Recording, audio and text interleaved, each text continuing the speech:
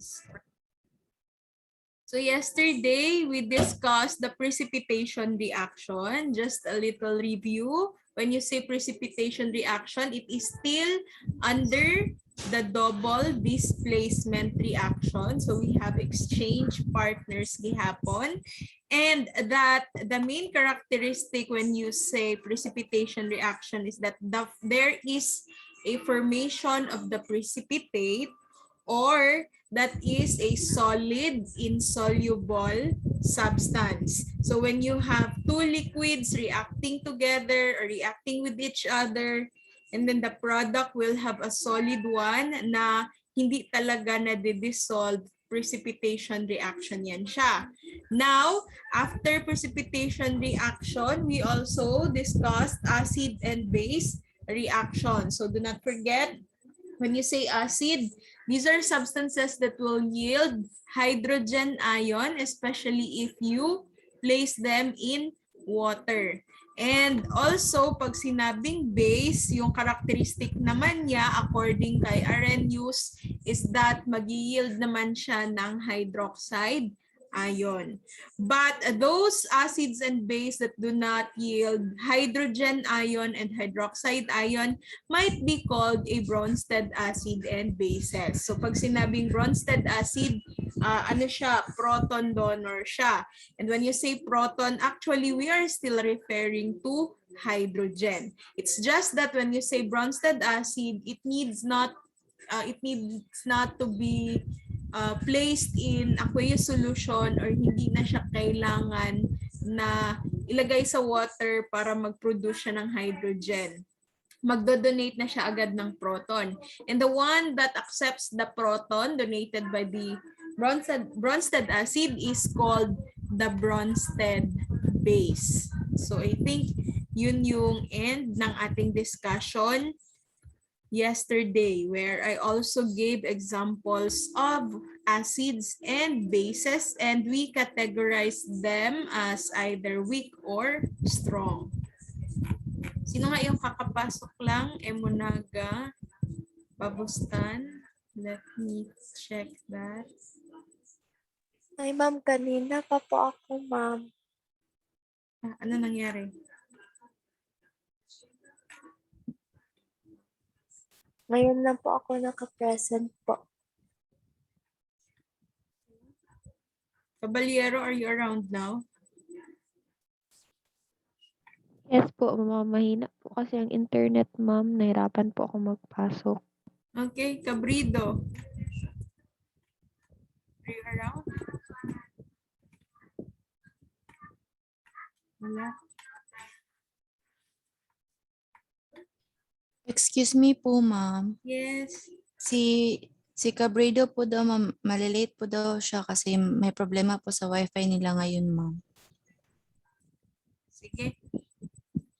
Okay, so let us continue. We have here now the acid and base neutralization. So do not forget, when you say reactions of acid and base, we call that neutralization reaction. Pag meron kang acid, tapos magre-react siya kay base, neutralization reaction yun siya. And for neutralization reaction, the products are always salt and water.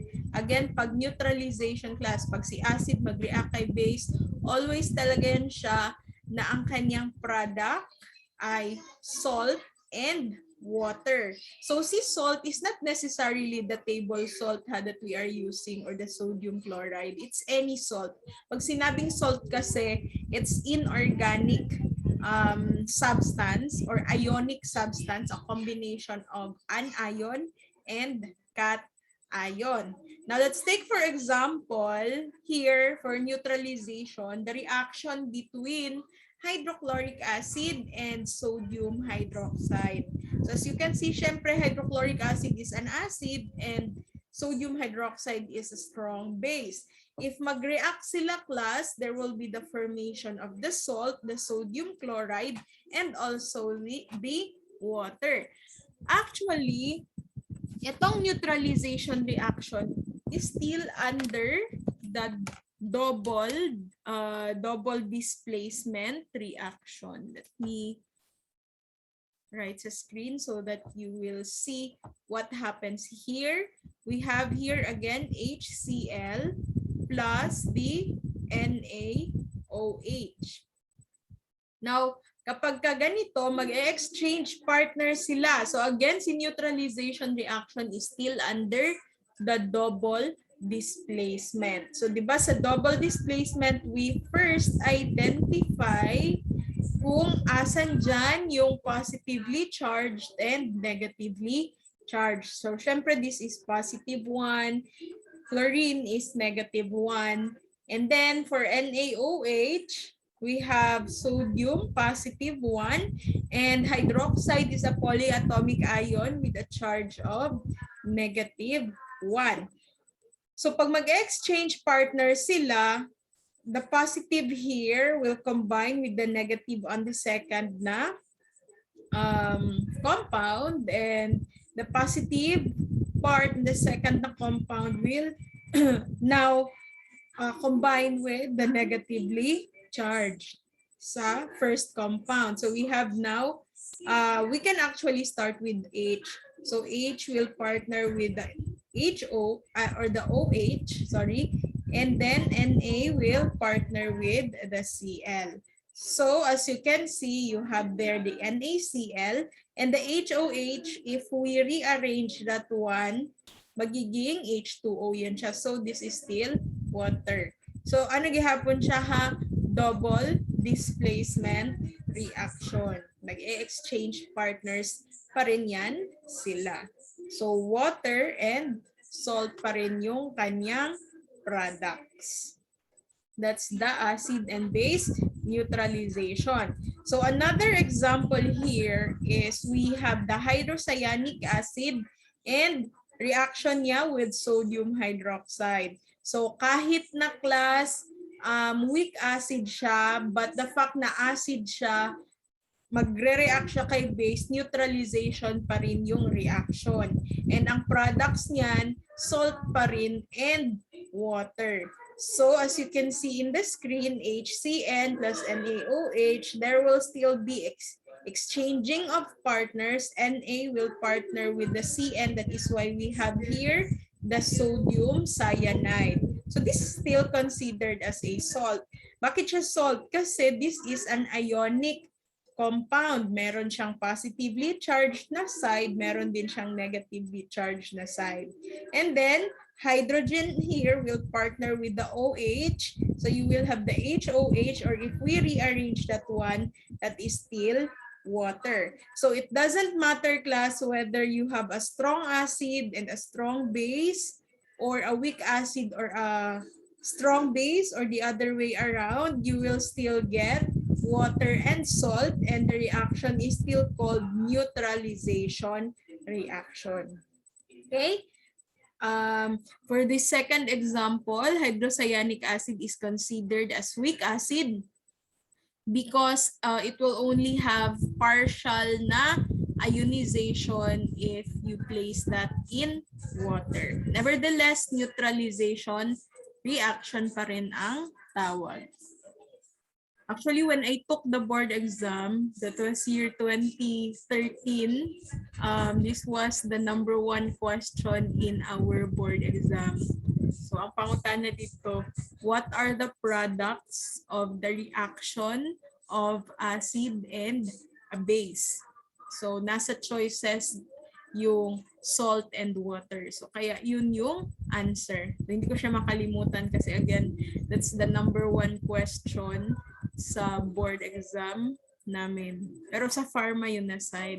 I'm not really that sure if chemistry is included sa medtech na board exam. Now, we have acid and base reactions leading to gas formation. So, I told you a while ago, when you say neutralization reaction, it always gives you the salt and water. But there are certain acid and base reaction that instead of giving you the salt and the water, it will produce a gaseous na product. So, paano natin to ma-predict? If there is the presence of the carbonates or the bicarbonates or even the sulfites or the sulfides, ito yung class ang mga magpo-produce ng gaseous products. So if we look at the bases, for example, and then meron siyang carbonate or bicarbonate, magpo-produce siya ng gas. Okay? Or if we look at our acids, for example, and then meron siyang sa chemical formula niya, meron siyang either sulfites or sulfide, again, magpo-produce pa rin siya ng gaseous product.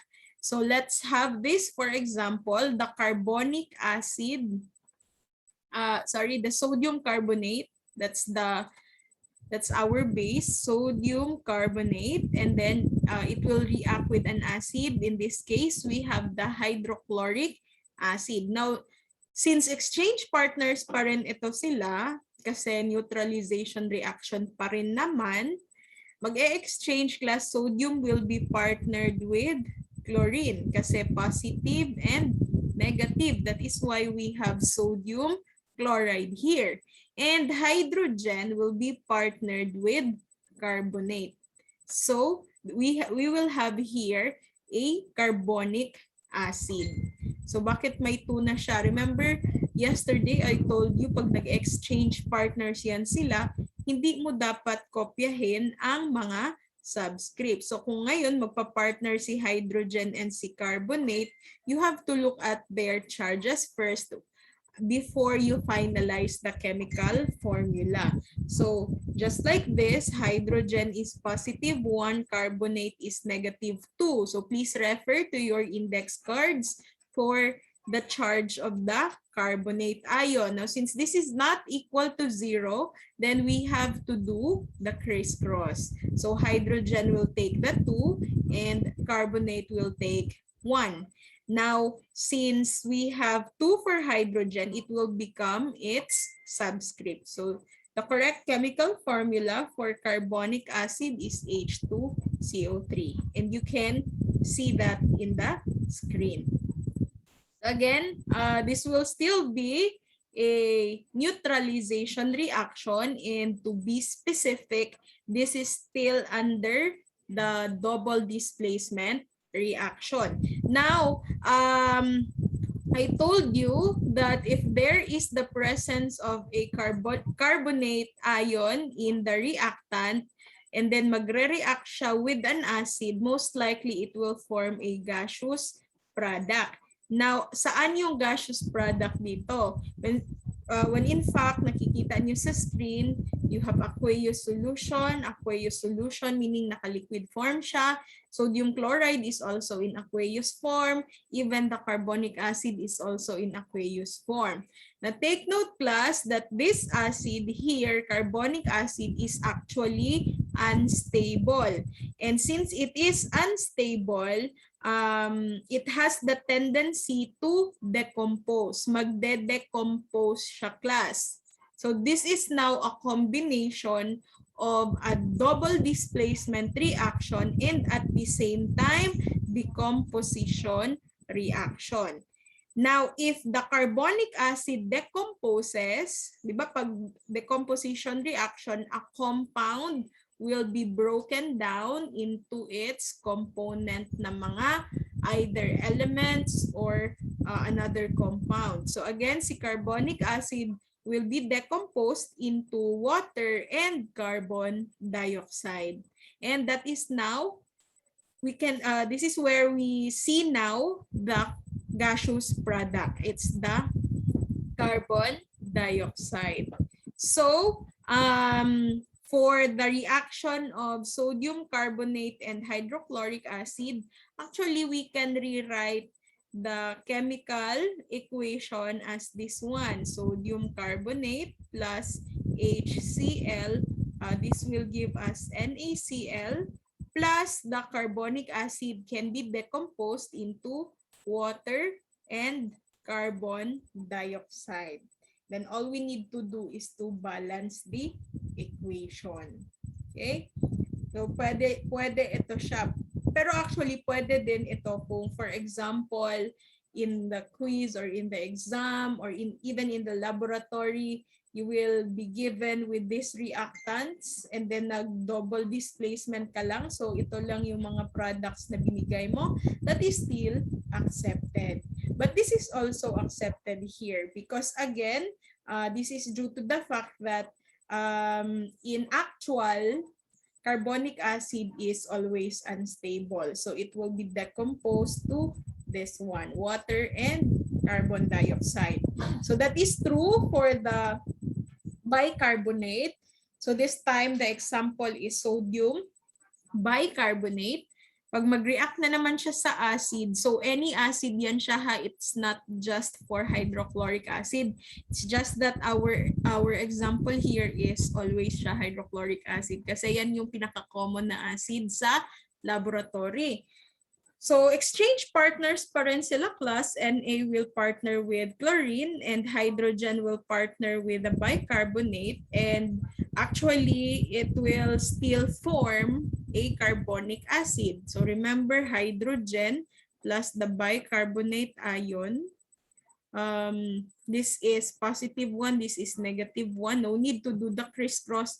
All we need to do is to combine the symbols. And since parehas silang hydrogen, you can write H2 there and isunod mo na sa CO3. So again, you will still have the carbonic acid, and when carbonic acid decomposes, you will still get water and carbon dioxide. So ito yung ginamine class na carbonate and the bicarbonate ion, when nagre-react sila sa acid, magpo-form sila ng gaseous substance, and to be specific, the carbon dioxide. Now for the case of the sulfite, this is the sulfite here. The example is sodium sulfite. Pag pinag-react naman natin siya with an acid, you will still have NaCl. Na will partner with the Cl, and hydrogen will now partner with SO3. So this will be H plus SO3. This is positive 1. This is negative 2. You will get here H2SO3, or the sulfurous acid. And just like the carbonic acid, sulfurous acid is also unstable, and thus it will decompose into water and the sulfur dioxide. So we call this sulfur dioxide, and it is a gas. So again, si sulfite will also produce a gaseous substance kapag ka nag-neutralization reaction. That's the same thing with the sulfide. In this case, the example is potassium sulfide. Pinag-react siya with an acid, mag-exchange partner sila.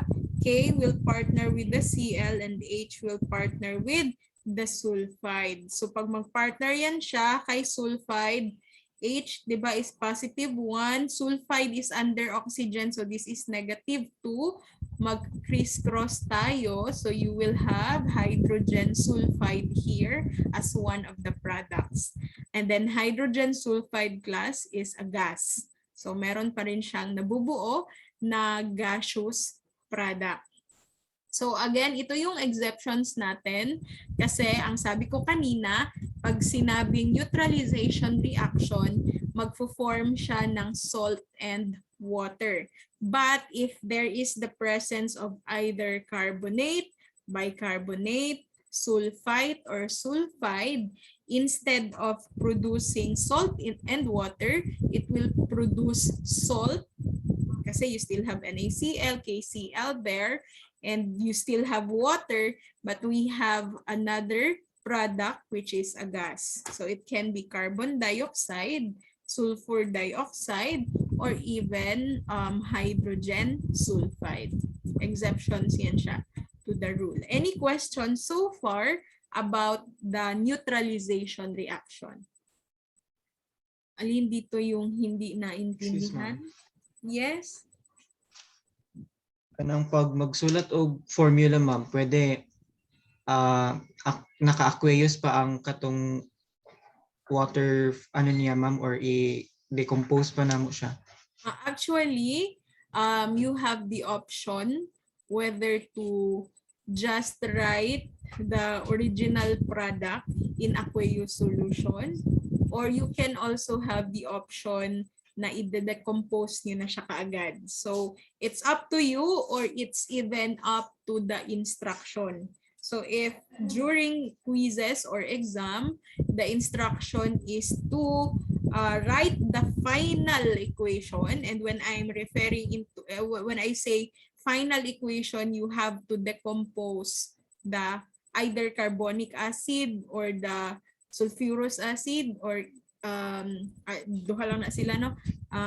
Carbonic acid o sulfurous acid. So kung final na equation, you really have to provide the water and the gaseous product. Pero pag wala naman akong sinabi na final product, then hanggang dito lang tayo. Exchange partners lang ta. Neutralization reaction under the double displacement reaction. Anything else?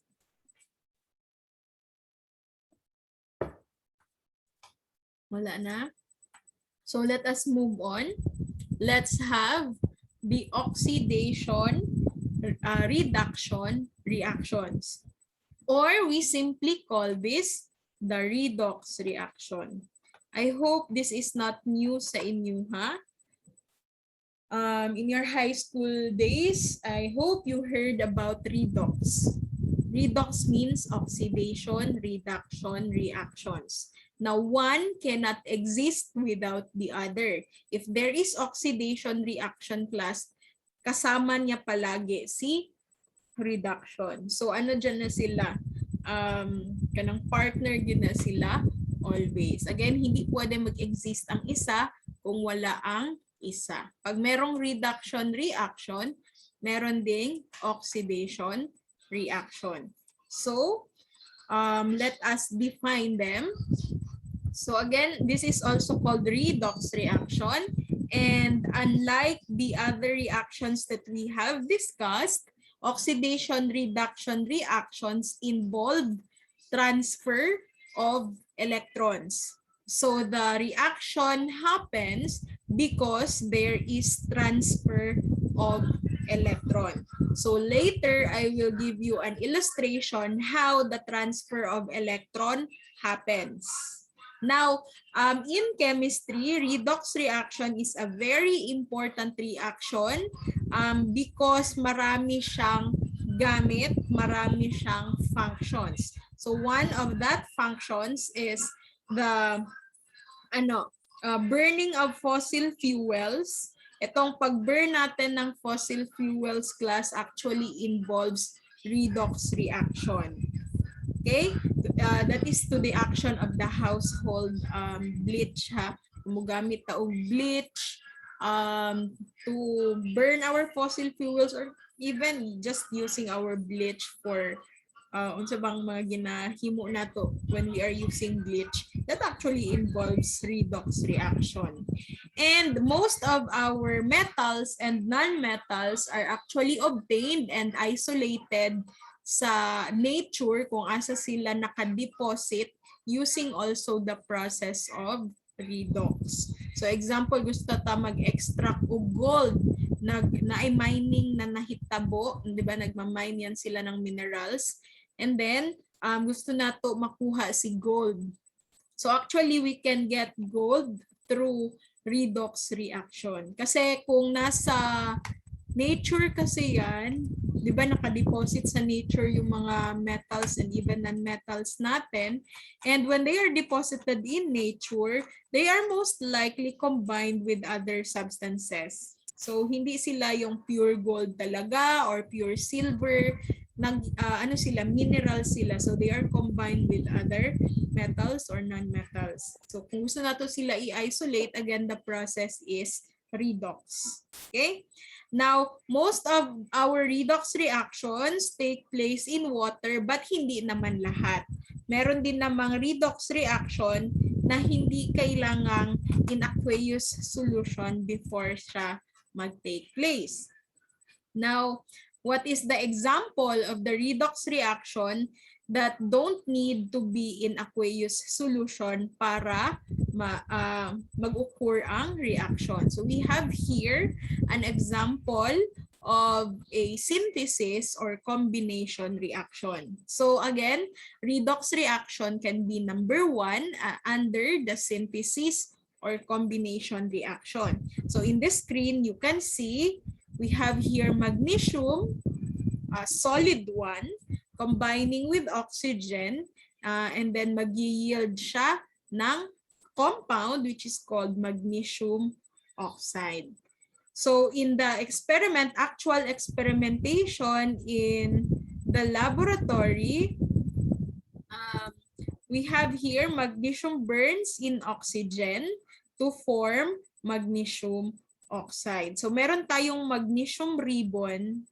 Kung nakikita niyo itong parang silver ang color na coil, that is what we call the magnesium ribbon. It's a solid substance. It's pure magnesium. And if i-burn natin siya, magkakaroon ng combustion reaction. There will be reaction with oxygen. Magfo-form siya ng compound. And ganito yung kanyang magiging molecule. Magnesium oxide. So this one is an example of a redox reaction. So, ano ang meron sa redox reaction? I will have the illustration later kung ano nangyari. Ang oxidation reaction class, pag sinabing oxidation reaction, it's half of the reaction that involves loss of electron.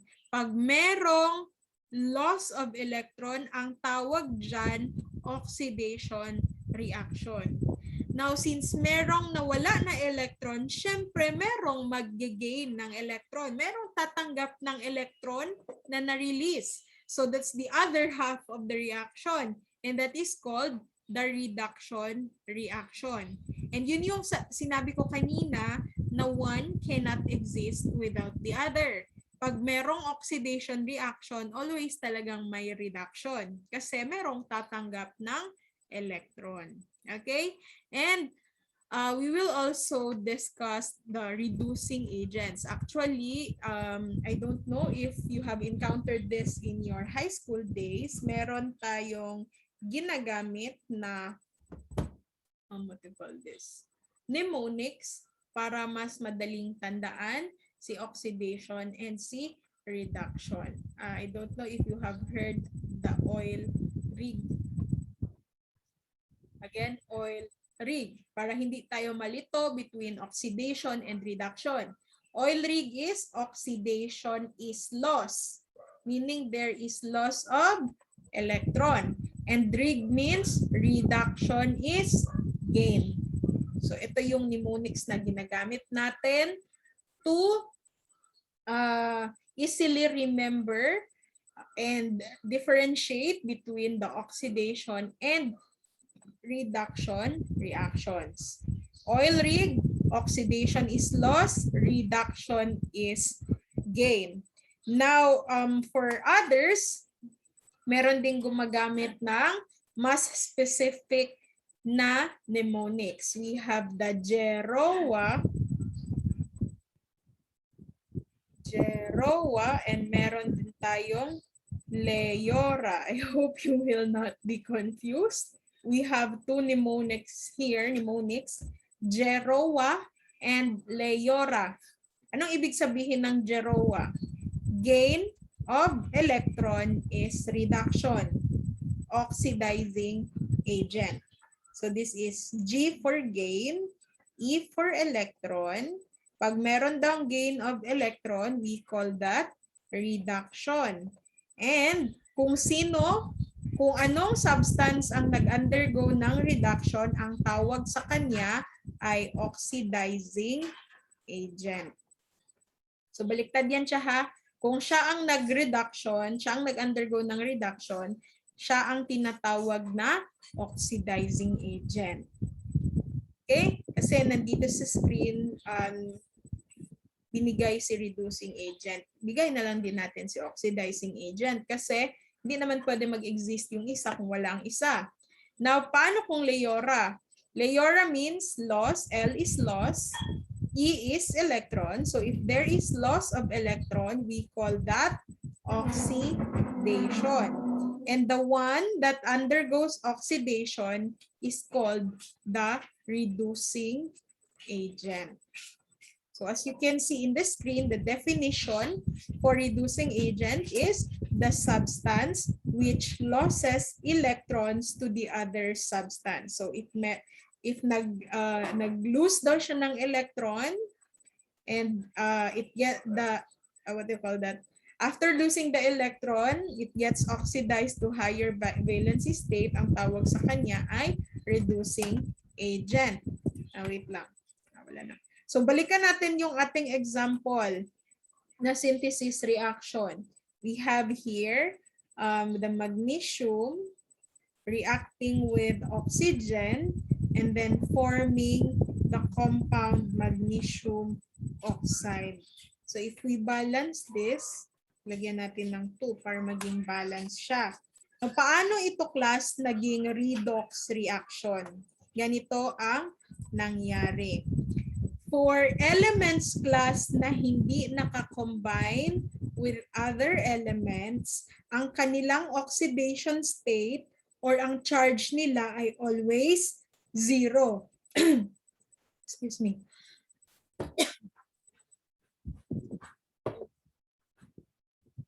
Again, let me give emphasis to this one. Yung mga elements natin na hindi nakakombine with other elements, meaning soloflite sila, kagaya ni magnesium. Always yan siya, ang charge nila or ang oxidation state, to be specific, ay 0.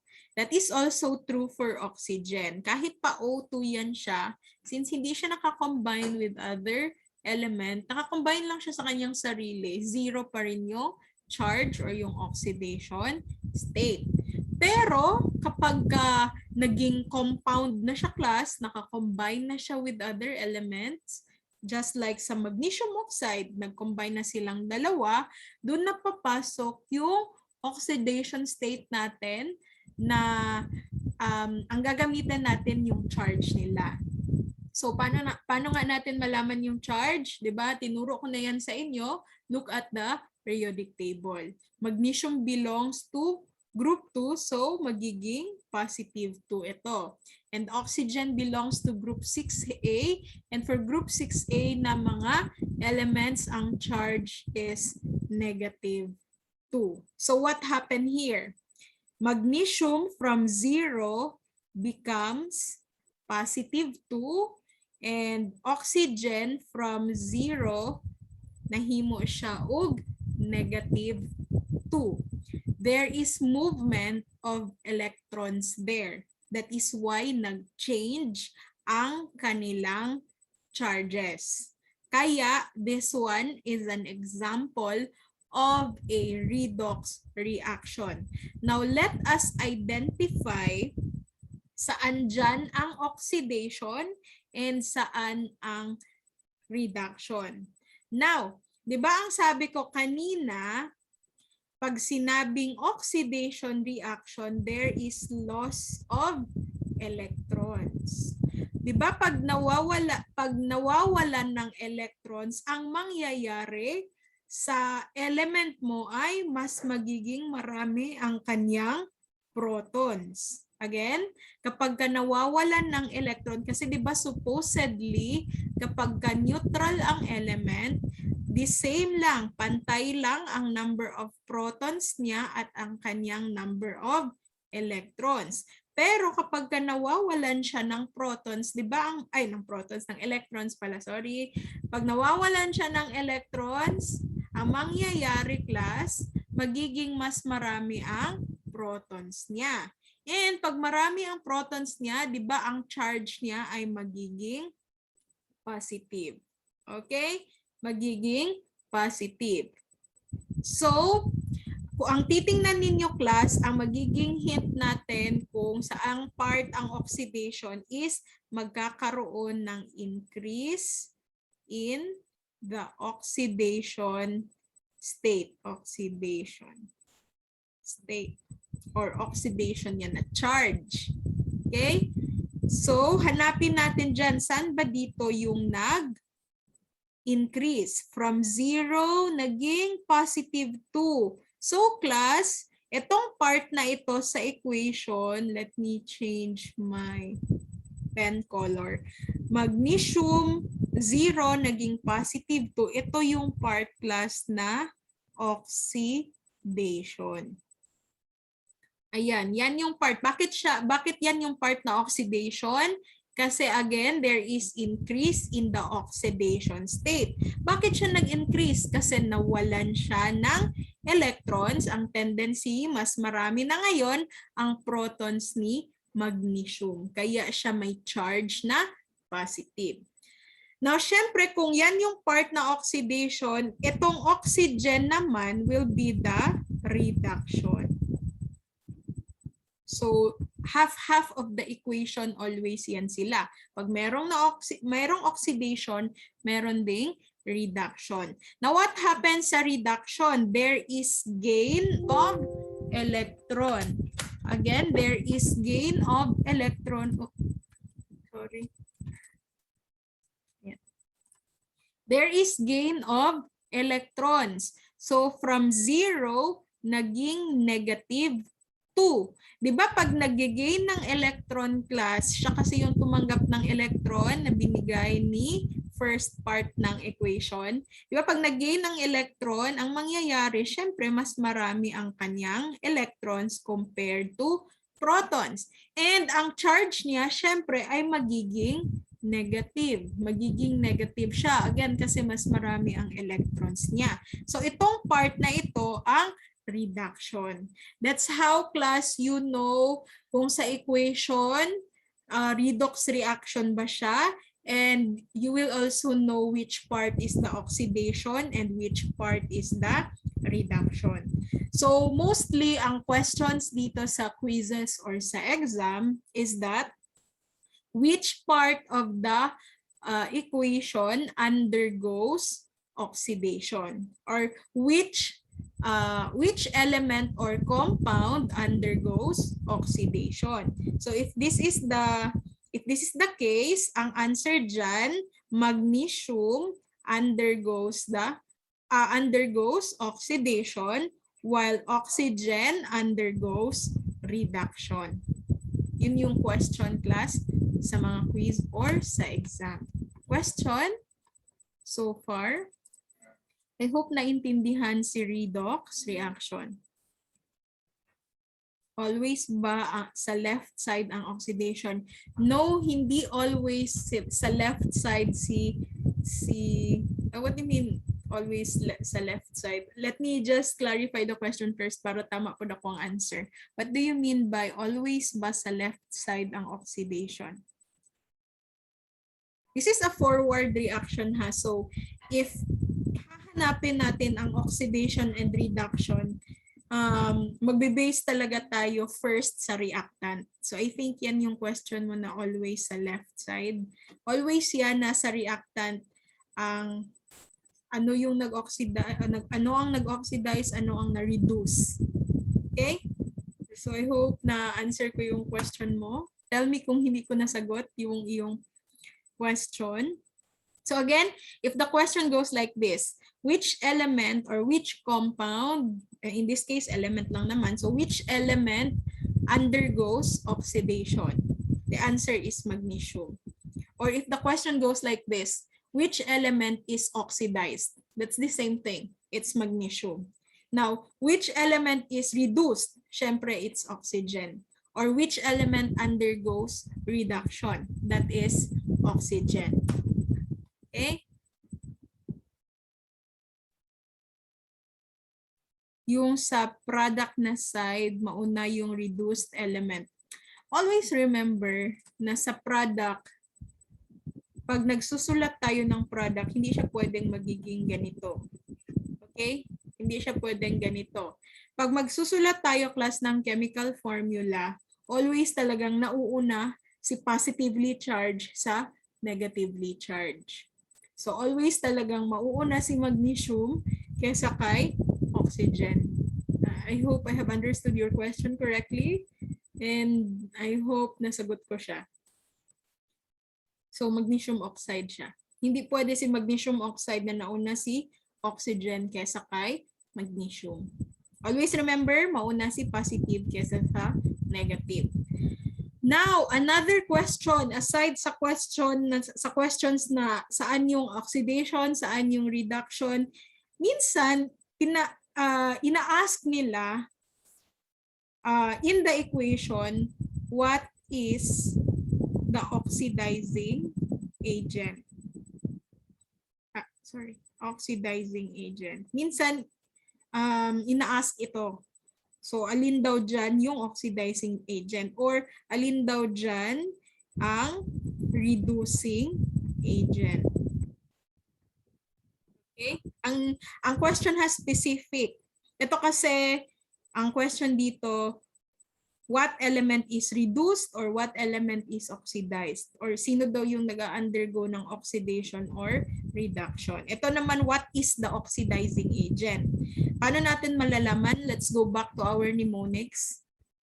Saan na yung mnemonics natin? Gain of electron, reduction. So kung sino daw yung nag-undergo ng reduction, siya yung oxidizing agent. So alin ba dito ang nag-undergo ng reduction? Di ba si oxygen? So si oxygen ay considered na oxidizing agent. So yan yung answer dito sa question na ito.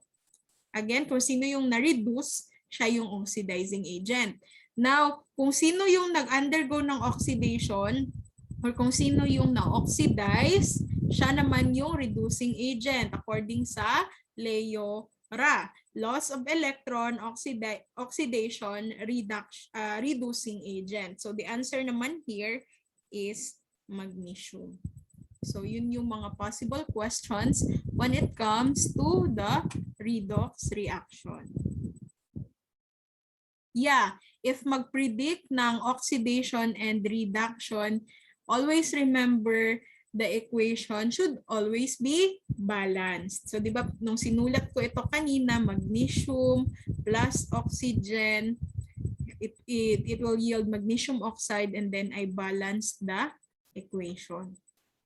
I will give you more examples of that. Let me just move on with the slide kasi the other examples are in the other slides.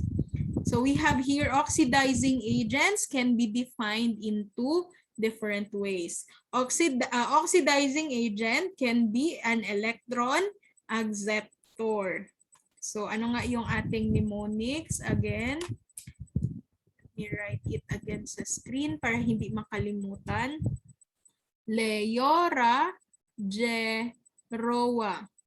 We are talking here about oxidizing agents. So we have this one, gain of electron, reduction, oxidizing agent. So one way to define oxidizing agent is electron acceptor siya. Kasi nag-gain nga siya ng electron. So yung mga oxidizing agent natin, tatanggapin niya class yung electron na binigay. Okay, so they are chemical substances whose atoms remove at least one electron from another atom in a chemical reaction. I-remove niya yung electron ng isang compound and tatanggapin niya yon. Kaya always class remember, pag oxidizing agent siya, tatanggapin niya yung electron. Mag-gain siya ng electron. And letter B as an atom transferring substance. So these are substances that transfer at least one electronegative atom to a chemical species in a chemical reaction. So the transferred atom is typically an oxygen atom. Actually, kapag ka-oxidation redox reaction, always yung nakikita na merong oxygen na involved. Kasi one thing to know na there is transfer of electron is merong transfer ni oxygen. So the oxidizing agent can also be defined as an atom transferring substance. And ano yung natra-transfer? Always, most of the time, it's oxygen. So let me explain this another example here. The Fe2O3, we call that iron oxide, or to be specific, that is iron 3 oxide. 3, makikita mo dito, nag-criss-cross sila. So 3 is for iron. And then, pag re-react natin siya with carbon monoxide, it will give you here an iron and a carbon dioxide. Wait lang ha, let me add a blank slide here because I want to have a bigger space for writing. So what was that again? Fe2O3 magre-react with carbon monoxide, and what is that again? It will give us iron. This is actually a decomposition reaction. Unlike the first na example, tong magnesium, it's a synthesis reaction. So again, redox reaction can either be, what you call that, synthesis, combination, single replacement, or double displacement. So tanan klaseng types of reaction class pwede mahimong redox. So the other product is carbon dioxide. So if we balance this equation, I'll place 2 here para mabalance si Fe. And unsa pa ang pang dili balance? Let me just write it here. Dili na to siya matamatahon kay dugay tamahuman kung ato siyang matamatahon. Unsa man na unsa siya ang blue. Let me delete that. So this is 2. This is 4, this is 1, this is 1, C, okay. So, lagyan ko siya ng 2 dyan. The next thing that I will balance is, this is 4, right? So, I might place 2 here to make this 4. And then, what happened to carbon? What was that again? Balance na itong equation nga gihatag, no? Yeah, balance na. So, this is not possible here because this becomes 2, and pagbutangan ako ni siya 2 din himo po ni siya 2, pero kauban man na niya si oxygen, so oxygen will become 5. So, hindi siya possible. So, let me redo the balancing. Though balance na di itong nahatag na equation.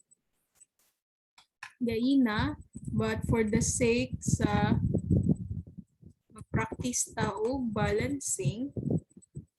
So, wait. Let me delete this one.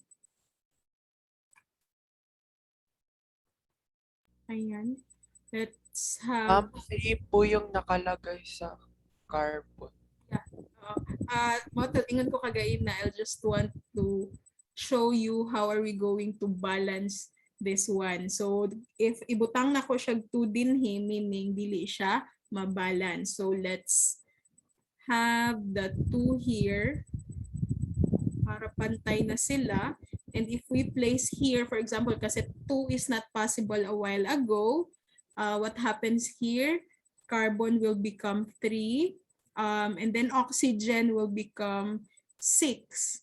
So we can also place 3 here so that 3 plus 3 sa oxygen will become 6 and carbon will also be 3. So this, in this case, this is already balanced. So that's how you balance that. Though again, sa original equation, binigay naman na ang balanced equation. Now, the next thing na gagawin natin is to identify which of the compounds, so compound mention ay naday tay element diri iron, which in the equation undergoes oxidation. So the first thing na atong i-identify, alin dyan ang na-oxidize or nag-undergo ng oxidation, alin dyan ang nag-undergo ng reduction or na-reduce, and alin dyan yung oxidizing agent. And lastly, alin dyan yung reducing agent. Okay, so how do we know that one? Charges. Charges yung pagbabasihan natin. Now, let's identify their charges. Okay, so we have the first one here. We have the Fe2O3. Ano ang nangyari dyan? We have reverse crisscross, meaning Fe is the positive 3 and then oxygen is the negative 2. Now, take note, class, na this one is a molecular compound. So, wag muna natin yan siyang pakialaman. Dito muna tayo sa iron. Iron class becomes, what do you call this? Iron becomes 0 here kasi, bakit siya naging 0? Di ba sabi ko kanina, pag ang element is single lang talaga siya, wala siyang kasama or hindi siya nakakombine with other elements, automatic 0 yung kanyang charge. So kung nakita natin dyan, Fe3 becomes 0. And what happened here? Kung ang positive 3 ay naging 0, ang ibig sabihin yan, class, nag-gain siya ng electron. Again, nag-gain siya ng electron. It does not necessarily mean na pag nag-gain ng electron, magiging negative ang charge. Again, hindi siya automatic na pag nag-gain ng electron, nagiging negative ang charge. Pwede din namang hindi talaga siya mag-negative, pero makikita natin na merong pagbaba, merong decrease in the oxidation state. So, I hope I have clarified that one. So, kung naging positive 3, naging 0 siya, nag-gain siya ng electron. And then let's go back to our definition. Mnemonics. Jeroa and Leora. Saan dyan yung gain of electron? This one. Gain of electron reduction. So meaning this part here is the reduction na part. Okay, again, this one here is the reduction na part. Therefore, ito, mahihirapan kasi tayo dito kasi carbon monoxide and carbon dioxide are molecular compounds. They are not ionic compounds. Pag ionic compounds, di ba, ito yung makikita talaga natin, yung charges nila. Pero pag molecular compound, it's between non-metal and non-metal, and we cannot really have the charges here. So, kaya ang pinakita ko sa inyo this time, itong ferric oxide lang na naging iron. So, automatic, if that is the reduction class, automatic kahit pa hindi natin alam ang charges ni carbon dioxide and carbon monoxide, automatic this will be the oxidation part here. Kasi pag mayroong reduction, mayroong oxidation. Na kung i-ask tayo which part daw, alin dyan ang na-oxidize or alin dyan yung nag-undergo ng oxidation, it is the carbon monoxide. Again, si carbon monoxide yung nag-undergo ng oxidation. And then, alin daw yung nag-undergo ng reduction or na-reduce in the equation, it is class the iron 3 oxide. So, ganito nyo siya i-answer. Now, the next question, na-reduce siya kay from positive 3, naging 0 siya. From the name itself, literal meaning, na-reduce, nagbaba. So, nagbaba ang oxidation state niya. Now, alin daw ang oxidizing agent? Balikan natin si mnemonics. Gain of electron reduction, siya yung oxidizing agent. So kung sino daw ang nag-undergo ng reduction, siya yung oxidizing agent. So the answer here is still Fe2O3. Oxidizing agent siya kasi siya yung reason bakit nag-oxidize si carbon monoxide. So again, siya yung oxidizing agent. And then you have there the Leora, loss of electron, oxidation, reducing agent. Meaning kung sino daw yung nag-undergo ng oxidation, siya ang reducing agent. And in this case, ang nag-undergo ng oxidation is si carbon monoxide. So siya yung ating reducing agent. So that's how class you identify saang part sa equation ang reduction and saang part ng equation ang reduction, oxidation and reduction. Now for some cases, kasi ito nag-concentrate tayo sa charges. 'Di ba, one definition of oxidizing agent is pwede siya nag-e-involve ng transfer of atom. And most of the time,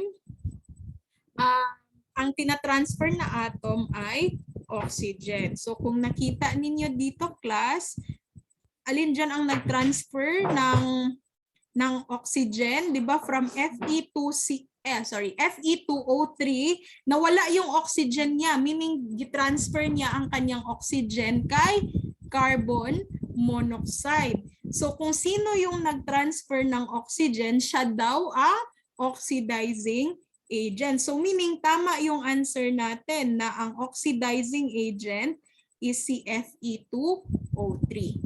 So isa din yun siyang way to identify alin dyan si oxidizing agent. Okay? And syempre kung sino yung tumanggap ng atom na transfer, siya yung magiging reducing agent. And sino yung tumanggap? Si carbon monoxide. Kaya nga siya naging carbon dioxide. Nag-gain siya ng oxygen. That's another way na pag-identify between oxidation and reduction and mag-identify ng oxidizing agent and reducing agent. Questions so far about this one? Mahirap ba? Or may nalilito? Let's have another example. Yes. Oo, always tayo sa reactant mag-base pag mag-identify. Kasi for redox reaction, we are referring into the forward reaction here. Forward, papuntang product. So sa reactant tayo, maghahanap, unless na lang kung may instruction na sa reverse reaction ang titingnan natin. So sa products tayo mag-start. Pero kung walang ganun na instruction, let's have the reactants always. Let's have another example para mas maintindihan talaga siya. We have here another example. When metallic zinc is added to a solution containing copper sulfate, zinc reduces to copper +2 by donating 2 electrons to it. Okay? Sige, na DC.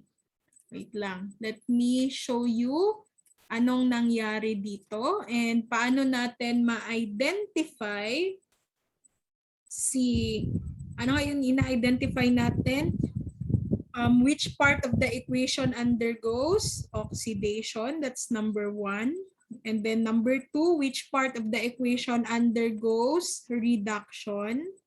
And then another one na ina-identify natin is the oxidizing agent. Let me just abbreviate that one para hindi masyadong mataas. And then another one na hinahanap natin is the reducing agent. So let's take this one as an example. Ang zinc daw, metallic zinc. So this one is actually a single replacement reaction. So moto ko ingon sa inyo kagay na class, redox reaction can be a synthesis reaction. And then we also have an example a while ago with a decomposition reaction. This time we have naman a single replacement reaction. So we have here zinc and then pinag-react with the copper sulfate and then mag-yield siya ng zinc sulfate na palitan ni zinc si copper. So single replacement siya and madi-displace si copper. Now, paano natin malaman yung mga parts ng equation? Di ba sabi ko, balik tayo sa charges. Kasi wala namang transfer of atom dito. So sa charges talaga tayo magbe-base. Anong sabi ko kanina, class? Sa element na single lang, wala siya, hindi siya nakakombine with other elements. Like the zinc here, hindi siya nakakombine with other elements. Ano nga yung charge niya? Zero. Zero po, ma'am. Okay, very good. 0. Do not forget that one. Pag ang element ay hindi nakakombine with other element, always yan siya 0 ang kanyang charge. Pero pag nakakombine na siya with other element, that's the time na magkakaroon siya ng charge. Kagaya nito, copper sulfate. Sulfate is a polyatomic ion. Tama? Polyatomic ion. And ang charge niya ay, anong charge ng sulfate dyan sa index cards niyo? -2 po. Okay, very good. -2. So if this is -2, copper is +2. Kaya walang crisscross na nangyari. Kasi si copper, di ba, is pwedeng +1, pwedeng +2. So para malaman natin kung +1 or +2 ba talaga siya, let's look at the partner. Sulfate is -2, so automatic this is +2 here. Now, let's jump into the product so that we can identify the following. This one, zinc sulfate, this is still -2 here. Hindi nagbabago naman yung charge ni sulfate. -2 naman talaga yan siya. And then, since wala kang subscript dyan, walang crisscross na nangyari, zinc is +2. But nevertheless, if you look at the periodic table, zinc belongs to the transition metal. And for transition metals, ang charges nila ay +2. It's just that may mga exceptions tayo. Now, copper. Copper is displaced. Naging single element siya. So, ang nangyari, copper becomes 0. So, saan yung changes natin? Walang changes kay sulfate. So, ang changes lang kay zinc at saka kay copper. Kaya naglagay siya ng another equation dito. Zinc 0 becomes +2 and copper from +2 ay naging 0 siya. So kayo yung aking i-ask. Nakita na natin yung changes sa oxidation states or sa charges. So alin dyan ngayon ang nag-undergo ng oxidation? Si zinc ba or si copper sulfate? Si copper po. Si copper po. Copper po. Si copper ang nag-undergo ng oxidation. Ano nga yung palatandaan natin para masabi natin there is oxidation? Ano nga yung Loss ating of electrons po. Leora, loss of electron. Again, oxidation. Our mnemonics here is Leora, loss of electron, oxidation, and kung sino yung nag-oxidize, siya ang reducing agent. So, there is loss of electron. How will you know now na there is loss of electrons? Ano ang palatandaan na nag-lose siya ng electron? Pag nag-add po siya ng protons. There is loss of Charge ng electrons. protons. Okay, let Pag me nag-add, wait lang. Let me correct that one. If there is loss of electrons, class, walang addition ng protons sa walang na-add na protons. Ang nangyari lang, nabawasan siya ng electrons. So, 'di ba? In-explain ko kanina na kapag element lang siya na wala siyang charge, 0 yung kanyang charge, ang number of protons is equal to the number of electrons. Pero pag nabawasan siya ng electron, syempre hindi na yan siya magiging equal. And mangyayari niyan, if we look at the number of protons, syempre mas mataas ang number of protons ngayon kesa sa number of electrons. Pero walang na-add na proton ha. Let me correct that one. There is loss of electrons pero walang na-add na proton. It's just that magiging marami ang number of protons kasi nga nabawasan ng electrons. Now, what happens if mas marami na ang protons niya? What happens kung merong loss of electrons? What will happen to the charge or the oxidation state? Siyempre, ano mangyayari? Pagtaas po ang number of protons. Okay, there will be increase in the oxidation state. Okay, mag-i-increase yan siya. So, most of the time, makikita natin, magiging positive ang charge niya. Or kung hindi man nag-positive, basta there is increase in the oxidation state. That is because mas marami ka ng protons. Now, sa equation natin, alin dyan ang nag-increase ang oxidation state? Si zinc o si copper? Zinc. Zinc po. Zinc. Si zinc class. So, ito yung part natin ngayon na nag-oxidize. This is our oxidation. So, ang answer dito, class, which undergoes oxidation or which of the substance is oxidized? The answer is zinc. So, I hope klaro yan sa inyo. Parang I think kanina ang answer nyo ay copper. If we look at copper, class, from positive to naging 0 siya. Anong ibig sabihin yan? There is reduction in the oxidation state. Bakit siya nag-reduce ang oxidation state niya?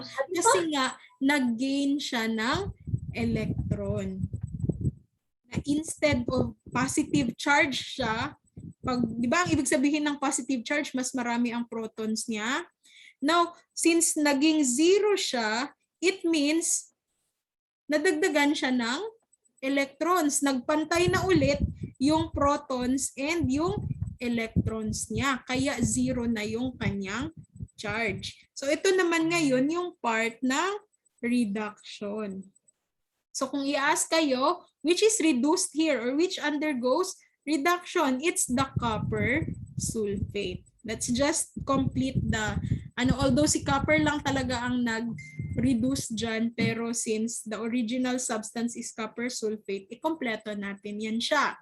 Now, for oxidizing agent, Jerowa. Gain of electron, reduction, oxidizing agent. So kung sino yung nag-reduce, siya yung oxidizing agent. And sino ang nag-reduce dito? Si copper sulfate. Therefore, si zinc yung reducing agent natin. Kasi loss of electron, oxidation, reducing agent. So that's how you know now the parts of the equation. Nalibog pa? Nalibog pa? Again, pag naay oxidation, ang pinakadali ninyo na tandaan, there is increase in the oxidation state.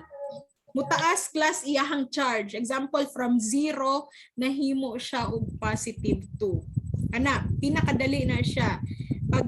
Pag reduction naman, mag-decrease ang oxidation state. For example, from positive 2, nahimo siya og 0. Or from 0, nahimo siya negative 2. Mas nibaba noon siya. Reduction ang tawag ana. So kay nganong reduction man kay nag-gain siya og electron, mao to nga nagbaba iyahang oxidation state. Let's have another example. Wait lang ha. Wait lang. I'll give you another example. Wait lang. Ipakita lang nako what happens in the laboratory. Kung nag-experiment pa taan ni and then i-illustrate nato ang oxidation o reduction class, mo ni siya. Metal displacement reaction siya or single replacement reaction. So you have there the metal strip sa A ha, kaning A nga illustration. The zinc strip is this one, kaning solid substance, and kaning blue class, blue, I hope you can see it, blue na solution, it's actually the copper sulfate solution. Mao na tong ato ang example kagaina. Na pag mag-react na sila class, Si copper manggod kay di ba ma-reduce siya. Mahimo siya metallic na copper. Tapos si zinc kay ma-oxidize. Again, ma-oxidize si zinc. And paano nato na siya mabalaan? Si copper class pag mahimo na siya og metallic na element, meaning copper na lang yun siya, wala siya naka-combine with other element, colorless na siya. So mo na inyong palatandaan. From blue, mahimo siya og colorless. Copper is being reduced. Okay, copper is being reduced. Now si zinc naman, what happened here for zinc is mag-form siya darker layer niya. Okay? So, ang palatandaan po na darker layer niya na oxidize si zinc. So, from zinc, metallic na element, 0, magkaroon na siya og charge. Mahimo siya zinc sulfate. Mahimo siya og positive 2. So, I'll give you another example. That is for the letter B. So, kung tanawan nato unsa ang mga involved din sa letter B, you have the copper wire. Kani sa first nga beaker, you have there the copper wire. So the equation goes like this. You have the copper wire, and then si copper wire ay nilagay sa solution. And this time the solution is called silver nitrate. So this is still a single replacement reaction. Copper will replace silver there. So mahimo na siya Cu and then NO3. Pero let's see kung kailangan ba nato mag-criss-cross. Copper here by the way is positive 2 and nitrate is negative 1. So we need to do criss-cross here, which means nitrate will have a subscript na 2 dinhi. Kasi ang charge daw ni copper kay positive 2. And then silver will be displaced. So mapalitan niya si silver. Now, let's identify saan dyan ang na-reduce, saan dyan ang na-oxidize. So ito copper going here. And then silver going here. Sige daw, kamusta kung nasabtan gyud ba ninyo ako ang giingon kagaina? Kamusta ang mag-answer? Which of the substances there undergoes number 1, oxidation, and number 2, which of the substances there undergoes reduction?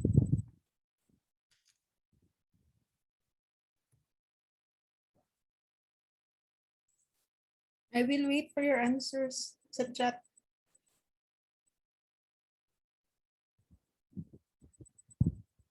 Let me record that one for your recipe. Hindi ko makalimot.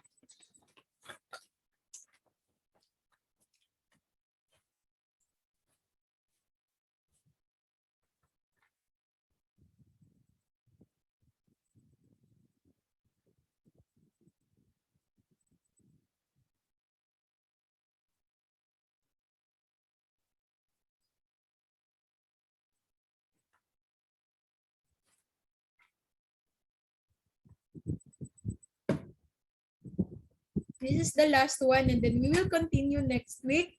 I might or might not give a quiz next week Monday, so please prepare. So unsa itong i-quiz? Sa sinugdan sa ako ang i-discuss hangtod sa end nato karon. Okay? May nag-message. We check. Pakikumpleto ha, pakikumpleto. Kasi one reactant here is a compound. So, i-complete natin siya.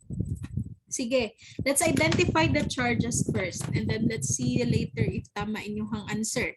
Now, di ba copper is, ano here, an elemental copper. So, definitely ang charge niyan ay 0.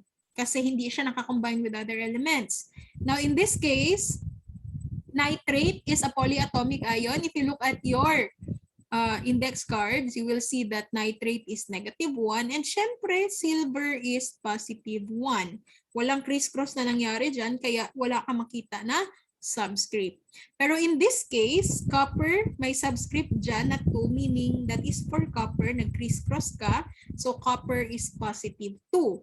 Nitrate is the same. Actually, that is still -1. Hindi ko lang na-balance ang equation ha. Again, hindi ko na-balance ang equation. Supposedly, kung i-balance natin yan, syempre may 2 ka here para dalawang nitrate and 2 here for silver para ma-balance.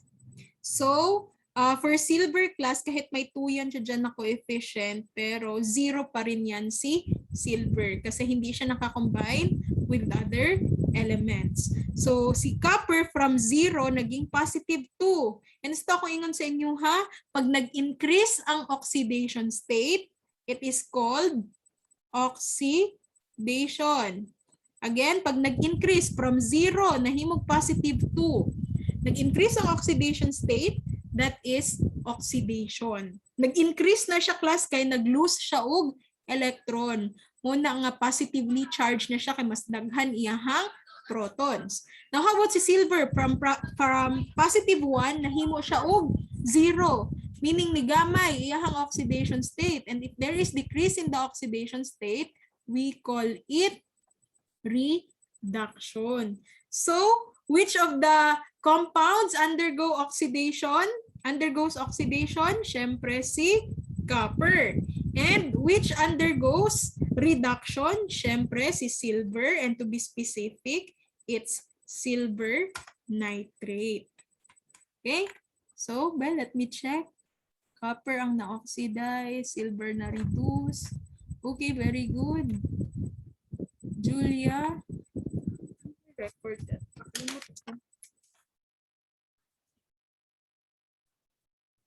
And then, who else? Allodyne. Okay. Oxidation lang though. But it's okay. Solana. Yeah. And then we have Solana. Ilan na to kabuok? 1, 2, 3. Duha na lang. Abing also.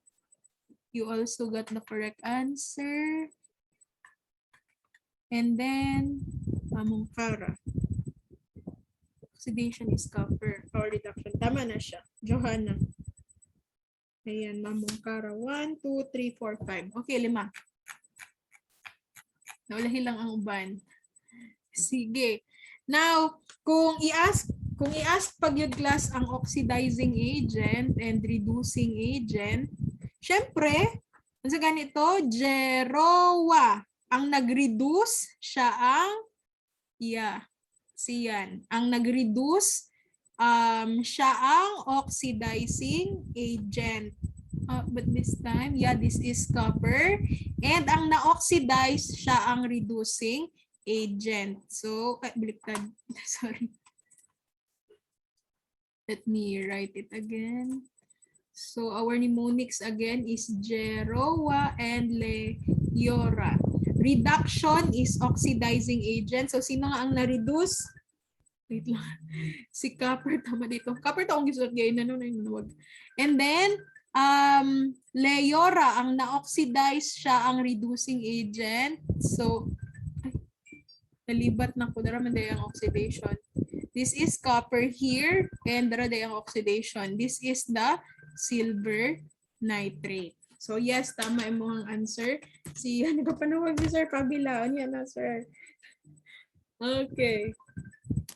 Panik na hinuon ko. Yan na ako natubagwan. Okay.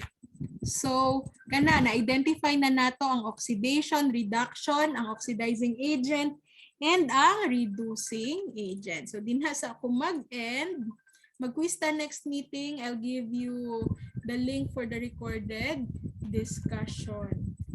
Okay? Pero mag-continue pa ta kay napay remaining na mga topics for this one. So, medyo mahaba-haba.